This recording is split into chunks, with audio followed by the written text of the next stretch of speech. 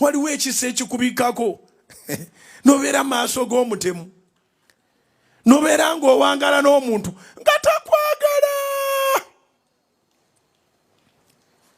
ng'azuukuka n'emukiro n'akubira abalabe bo essimu akomuniketinga n'abalabe ng'ali mu njuyo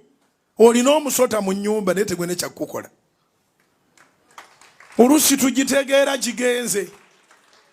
gumala kufuluma nju lwotegeera nti musota nogamba gwe kankuyambe nkuzeemu amaanyi bw'owuliranga gwabeera nga naye ng'ali eri ayogera tonakuwalanga twobulwanga maanyi ganywa kyayiwo twobulwanga maanyi galya mmereyo obanga kati ayogerera eri olina kwebaza Mukama nti nandibadde nafodo wulira gwe nabeeranga naye wulira gwe naliisanga wulira gwe nawanga buli kintu bwe yayogeranga ali eri mbalese musiriikirire kubanga omuntu eyali naawe bw'atandika okwogera owulira bubi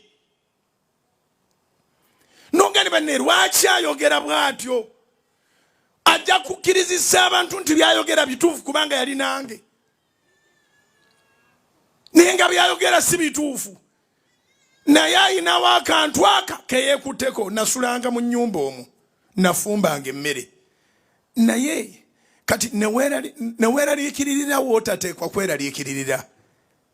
olina kwebaza babaza nti yafumbanga emmere yali mubi to that extent naye okyali mulamu zikubire Mukama abooluganda nkwegayiridde zikubire waggulu kinoge bulungi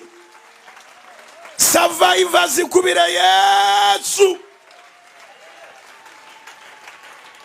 ebimu ffe tubiyitamu tugumye abalala tubiyitamu tufune ekyokwogera tubiyitamu tufune obujulizi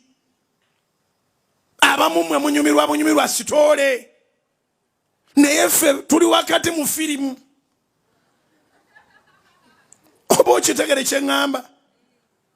anaawonawe Sudaani ajja kunyumya abavubuka b'e Uganda kansubire muyiga ebibeera ku balala bye bayigirizenga